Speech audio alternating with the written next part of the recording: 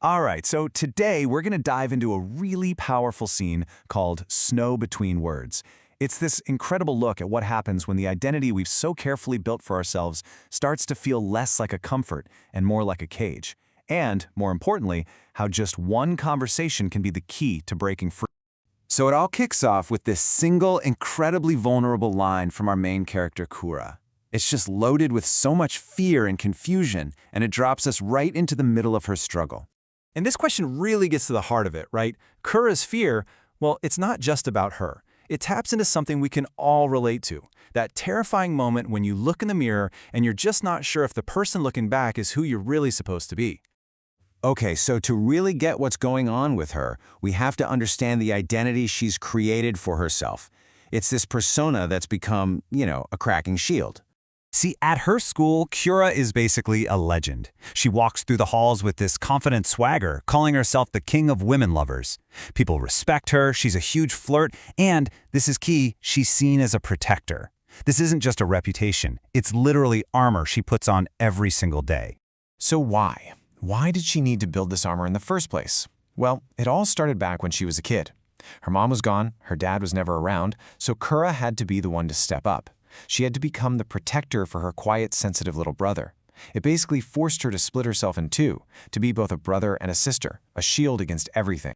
And this is where you see the huge disconnect between who she is on the outside and what's happening on the inside. Publicly, she's the king, the protector, held up by pure bravado. But privately, she's terrified. She's admitting something's wrong with her, that the shield is cracking, and that she honestly doesn't even know who she is without. So that brings us to the shifting compass, the thing that's actually causing the cracks in her shield. Her own feelings are starting to point in a direction she never, ever expected. You can really see her confusion when you look at this timeline. I mean, just 4 months ago, she was all in on a girl named Peppy. That was her identity. But now, that spark is just gone. Instead, she's blushing at a boy's voice, and then feels something totally flip inside her for her good friend, Qhazo. Her internal compass is just spinning out of control, and for her, that's terrifying. And her first instinct? Total denial. She tries to write it all off as just noise, like it's some temporary glitch in the system. That's the sound of someone desperately trying to cling to the identity they've built, even when their own heart is telling them a completely different story. But here's where everything changes. Kurra isn't alone in this. Her friend Qhazo becomes her steady anchor in this storm, and he shows us the incredible power of just accepting someone, no questions asked. After she pours her heart out, confesses everything, the very first thing Qhazo says isn't, "Are you sure?" or "What do you mean?" It's just this simple, direct, powerful statement that cuts right through her biggest fear. "You're not broken." And then he does something brilliant. He immediately reframes her entire experience. What she sees as a flaw, a crack in who she is, he sees as evolution. It's not something wrong, it's something totally natural. She's not breaking down, she's growing. There's actually a term for this in psychology: unconditional positive regard. It's the simple but profound act of accepting someone completely, without any judgment. And this kind of acceptance is like a psychological lifeline, especially when you're trying to figure yourself out. It creates a safe space to explore who you really are without being afraid of rejection, which is exactly what Kurra needed in that moment. And this part is so crucial. Qhazo basically gives her permission to stop performing.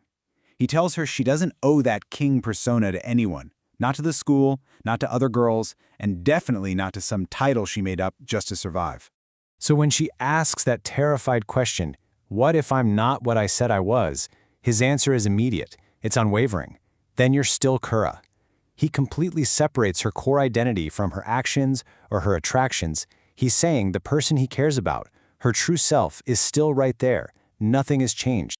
And that brings us to the final part of this story, choosing her own crown.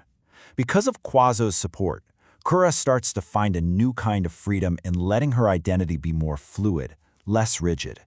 What Qhazo's telling her really breaks down into a few key steps.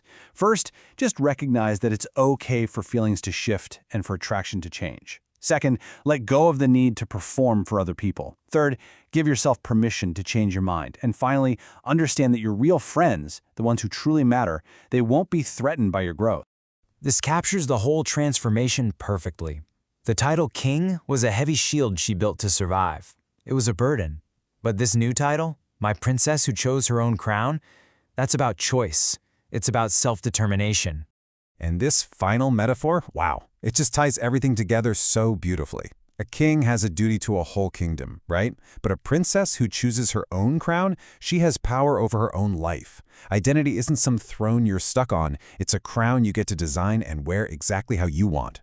And the result is just this immediate sense of relief. You can feel the weight just lifting off her shoulders. For the first time in what feels like forever, Kurra doesn't have to put on the armor. She doesn't have to perform. She can just be. And that is the power of being truly seen and accepted, especially when you're changing. Look, we all build shields. We all perform identities sometimes. The story of Kurra and Qhazo is just this amazing reminder of how important it is to have people in our lives who don't just accept us for who we are right now, but who give us the space and the permission to become who we're meant to be. It really makes you think, who is that person for you?